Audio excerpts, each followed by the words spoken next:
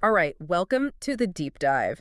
This is where we take the material you've shared with us, all the articles, notes, research, and really help you pull out the key insights. We do the digging for you. Exactly. We're here to sort of cut through the noise and get right to the core ideas, in the documents you sent over. And today, we're diving into something that I think really hits home for anyone who creates, who puts things out there.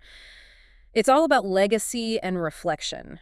The material you shared is, wow, really rich on this. Yeah, it is. So our mission really is to explore what legacy actually means, maybe moving beyond those traditional ideas we all have. And also looking at how creativity fits into a life, like a whole human life. Right. And how just looking back, reflecting on the stuff you've already made can give you some amazing perspective, maybe even spark new things. It's definitely something I think a lot of creators grapple with. It doesn't matter if you write, paint, code, build, whatever you do.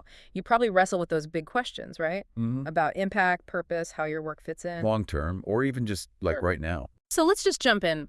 When we talk about leaving a legacy, what are we actually getting at? Well, the material frames it as this pretty powerful idea that what we create, the stuff we put out there, it can actually outlive us. Wow. Yeah, it's the idea that our effort, our voice, our existence, it leaves some kind of fingerprint on the world. That really taps into something deep for creators, doesn't it? That kind of emotional pull, the philosophical question, am I making the world better somehow? Will my work matter beyond me? Yeah. But then the material, which I loved, it immediately sort of pushes back on that, It does. It asks, well, what does better even mean? And what makes work matter? It points out how easily we mix up legacy with like fame or money. which are often the default, right? Yeah. But maybe it's much bigger than that. Exactly. And this is where it gets really interesting, I think. The source introduces this idea of a much more personal legacy, maybe even quiet, private even. It gives these examples that really stick, like a short story maybe only a few people read, or a painting in just one person's home. Or, yeah, a podcast that helped one person feel less alone just once. It really emphasizes that these, quieter contributions, they're totally real. They have weight. And thinking about why we create, that connects right into this bigger view of legacy. Totally. Sometimes it's about connecting with people you love. Right. Archiving memories, values, maybe lessons learned. Or it could be about engaging with culture, questioning things, offering different perspectives. Yeah, the source talks about creation as activism, in a way. Challenging the dominant stories, maybe with empathy, with a different viewpoint.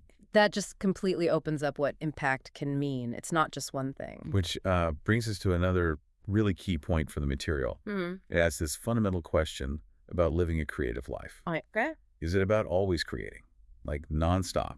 Or is it more about weaving creativity into, your whole human experience? Can it just be part of your lifestyle, not your entire identity? Oh, that feels really important for like sustainability.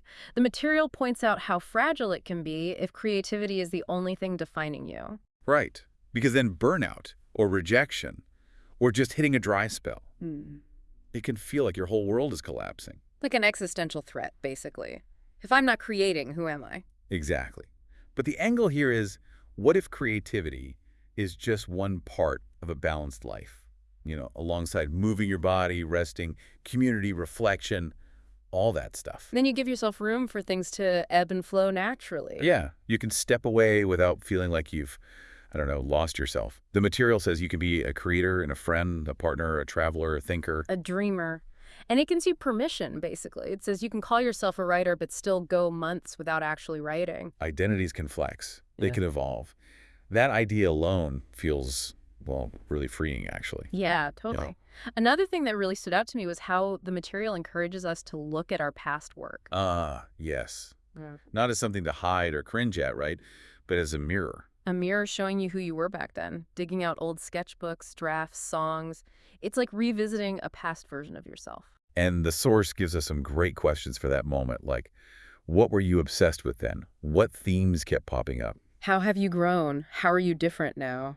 That reflection, it's so valuable. Your old work can show you patterns, maybe spark something totally new for right now. Or it could even be a way to connect with other people. They see your journey, maybe see their own growth in it.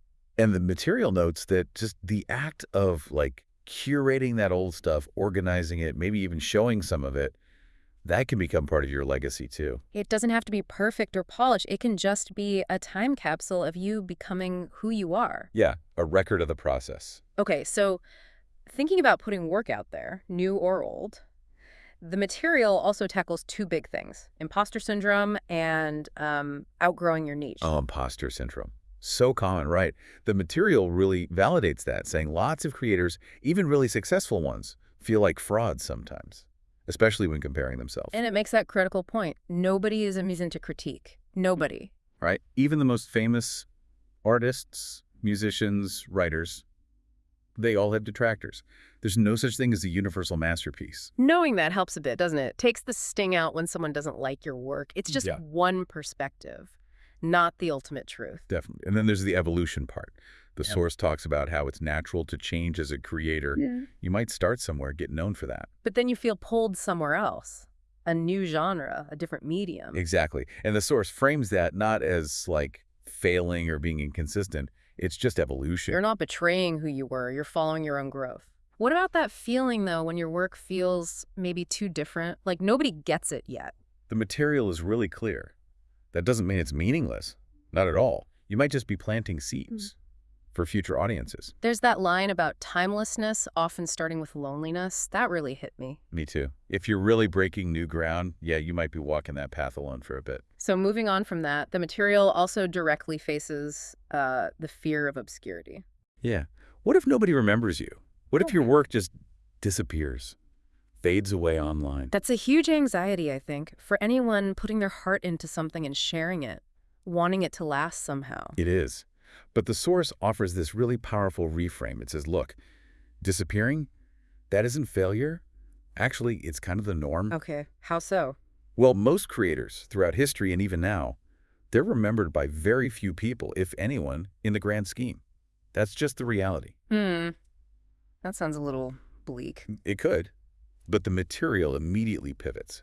It shifts the focus back to the value you get from the process of creating, regardless of who sees it. Right, the value for you. Exactly. The source lists specific benefits: joy, clarity, connection, courage, transformation. These are things that happen inside you or in the moment just because you engaged in making something. So a creative life is valuable even if it's quiet, even if it doesn't get famous. The value is personal, deeply personal. Which leads us to these really specific final reflections on legacy in the material. And I think these are maybe the most powerful takeaways. Okay, let's get into those. What's the first one? First is challenging the myth of the great legacy. It really hammers home that not every single thing you create needs to be remembered forever to be worthwhile. Legacy can be local, meaningful right now. Precisely. Yeah. Your art doesn't have to echo through time to matter. That is so liberating. It really is. Takes the pressure off. Okay, what's next? Then there's the ethical weight of influence. Basically, every creator influences others just by putting stuff out there. Right. Intentionally or not. And that influence can be good or bad, helpful or harmful. So the material says creators have a responsibility. It pushes you to ask yourself, honestly, does my work reflect what I actually want to leave behind? Wow. Aligning your work with your values. That's a big one. Huge. Then it touches on detachment from legacy, pulling from like Buddhist or Stoic ideas. Yeah. Suggesting that obsessing over how you'll be remembered, trying to control it, that can actually cause suffering. So Instead, try creating from presence. Focus on the making now. And let legacy, if it happens, just be a byproduct of doing work with integrity, not the goal itself. that ties back to valuing the process, doesn't it? Focus on the making, not the result. Absolutely. And then there's the reality check. Even the top isn't safe. Meaning getting famous or successful doesn't magically erase doubt or insecurity. Lots of top creators still struggle with self-worth, pressure, burnout. So mastery doesn't cure insecurity. Apparently not, which kind of busts that myth that if you just make it, all those feelings disappear. Yeah, that's important to hear. Then there's legacy as collaboration. Mm. We tend to think of individual genius, right? Totally. The lone artist. But the source reminds us you're not creating in a vacuum. Everything builds on what came before. So maybe legacy is less about being a singular star. And more about adding your thread to this huge ongoing tapestry. Exactly. Contributing your piece to this big shared human project. I love that image. Me too. What else? We loop back to niche and loneliness. Just reiterating, being misunderstood now doesn't mean you're wrong or your work isn't valuable. Some of the most important stuff was dismissed at first. Right. Sometimes you're creating not for today's audience, but for tomorrow's. It gives you permission to keep going, even if it feels lonely. That's really comforting, actually. And then finally, maybe the biggest idea, living as legacy. Ooh, tell me more. It suggests that how you live your kindness, your curiosity, your whole approach to a creative life, who you are, that might outlive the actual things you make. So your character, your example, Hmm. that matters just as much, maybe more. Yeah. You could inspire someone just by how you navigate the world, how you create, not just by the final product. Your being becomes a form of legacy. That's, wow, that's a profound way to think about it. Okay, so just to recap quickly, we've looked at legacy as something potentially personal, quiet, not just fame.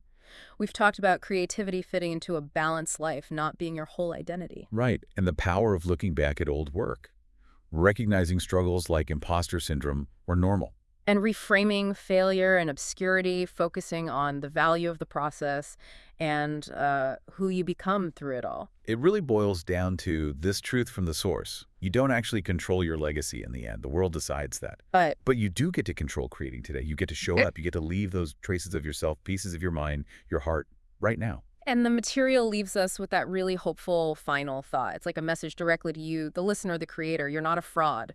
You're not too late. You're not too weird. You're here, and you're creating. And that's more than enough. It really is. That feels like the perfect place to wrap up. We really hope you'll take these ideas, mull them over, and keep exploring what they mean for you and your own creative journey based on everything we've dug into today.